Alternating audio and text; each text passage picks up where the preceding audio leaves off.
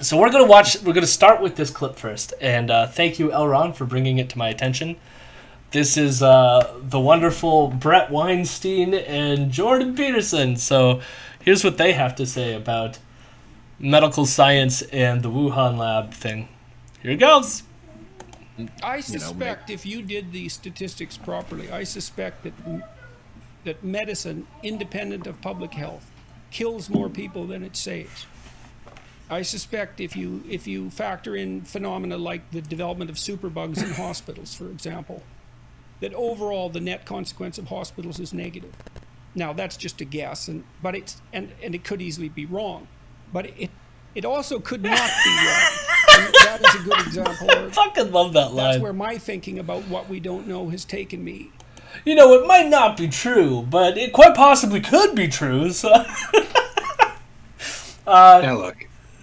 Yeah. I don't watch a lot of Jordan Peterson, right?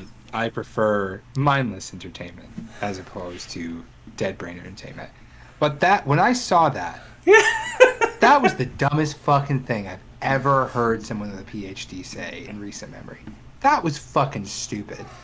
Yeah. Like, ridiculously so. Like, the idea, this man has his own subreddit where people jerk him off constantly. And this is what they choose to stand? Seriously? Are you fucking kidding me? Yeah, I have no evidence to what I'm going to say, but just because I don't have evidence doesn't mean that it isn't true. That's the kind of level we get from Jordan Peterson. Also, like, the hospital things, like, yes, it is the case that hospitals or deaths through, like, medical complications at a hospital or something like that are a high leading cause of death. But that's because without hospitals and, like, modern medicine, other things would be higher, you know? So it's like one of these things where it's like, how do you even... I think, like, running the calculation is hard to do, because if the hospital is actually saving lives, just because it right now has higher than some other causes of death, doesn't mean that it's not saving all those other lives, you know? It's not how math works, Jordan Peterson. With regards to the critique of what we do. The fact that it's even plausible is a stunning. Well, you know, medical error is the third leading cause of death. Yep. You know, Yeah. that doesn't take No, it's into fucking account. not. I feel like it's up there. Here, let me look. We'll do Google. I'm pretty sure it's not the third leading cause of death, though. I'll do Canada first, and then we'll check out. Here we got Canada here.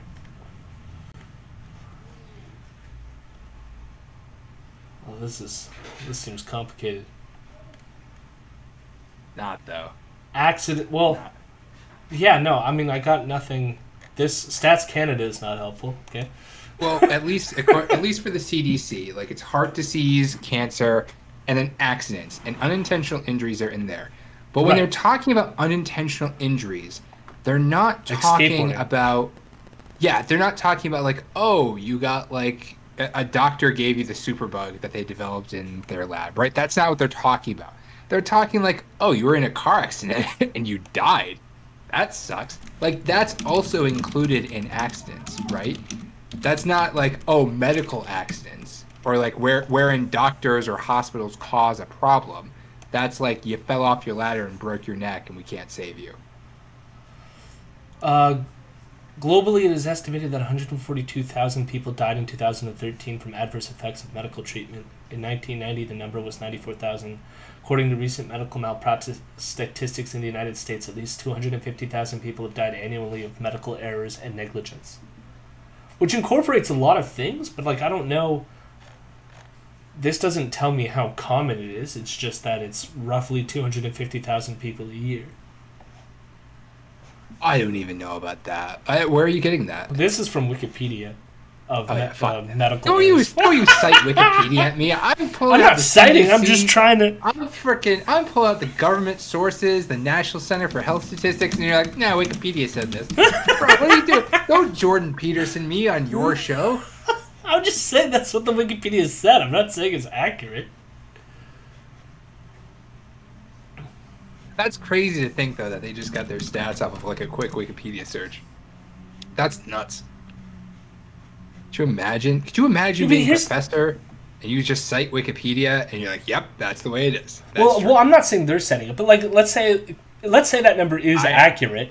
The Cancer Statistics National Cancer Institute in America lists that over 600,000 people die a year from cancer. So cancer alone kills, according to the internet, 600,000 people, and medical error kills 250,000. So it's like, someone's watching there we go. So it's like, I don't know if that makes medical error the third cause, but it's not as high as things like cancer, so therefore it's probably not as high as heart disease or car accidents or other things. It's definitely not third, or whatever Jordan Peterson is saying here. The generation of superbugs, for example. The generation of superbugs, or, you know, if you're thinking broadly about it, I don't know where you stand on this issue, but I have been tracking the lab leak hypothesis for COVID, and it is very distressing Bret Weinstein's on the case. That as much as it's an unsettled question, the evidence for the lab leak gets stronger over time. All of the competing hypotheses fall one by one and are replaced by some alternative that hasn't yet been falsified. But that's very ominous to me. And if this is the case, if this was a bug that was modified in the lab through gain-of-function research and escaped, then you have to add that to the balance sheet with respect to the costs of medical errors, because it looks like, if this was an escapee from the Wuhan lab, that it was an escapee from experiments designed to create a vaccine to protect us from future coronaviruses. So we can't say that with specificity, but if we look at the circumstantial evidence of what was being studied, how it was being studied, and what the likely purpose of those investigations were, then this is, you know, the mother of all self-inflicted wounds, and it is downstream of naive thinking about the cost-benefit ratio of enhancing the infectivity of virus. So, Bret Weinstein. How many fucking nonsense syllables did he string together to make this stupid fucking stare? Did you catch? No, we don't know by specificity. all other competing hypotheses have yet to be falsified. That just means that they're more plausible than your bullshit, Brett. What the fuck? Why would you admit that and then continue going on as if you have some like amazing thing you want to say? I've had one drink already. I'm gonna shut up. Yeah. No, I mean, it really is pretty stupid.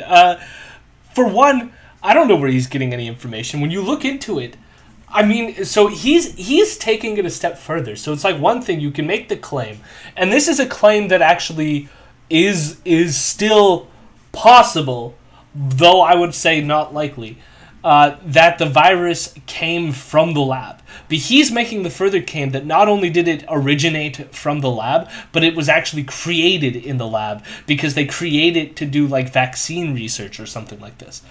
What's more likely, if it even came from the lab, which I don't think that it did, if it came from the lab, it was more likely they were studying bats in the wild, brought them into the laboratory, and then they already had the virus, and then somehow bringing them to the lab, the virus that was in these bats made it to the lab, somehow escaped from the lab and infected other people. Now, here's the thing is, that is very low. From like my own reading, that seems very low in the likelihood of things that could have happened. Most scientists don't think that that's what actually happened, the accident hypothesis.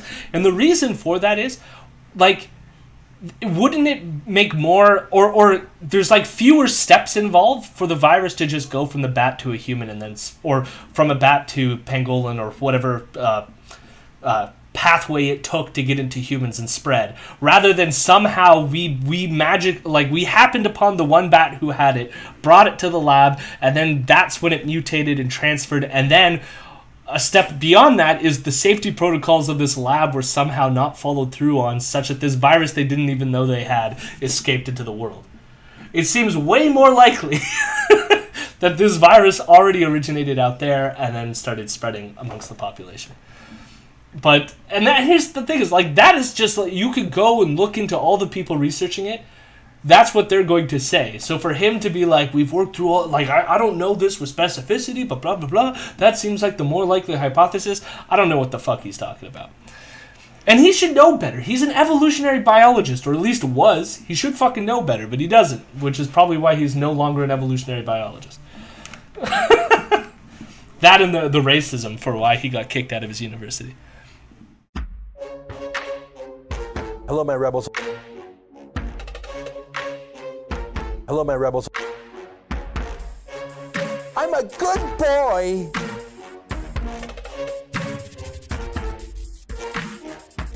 I'm a weirdo.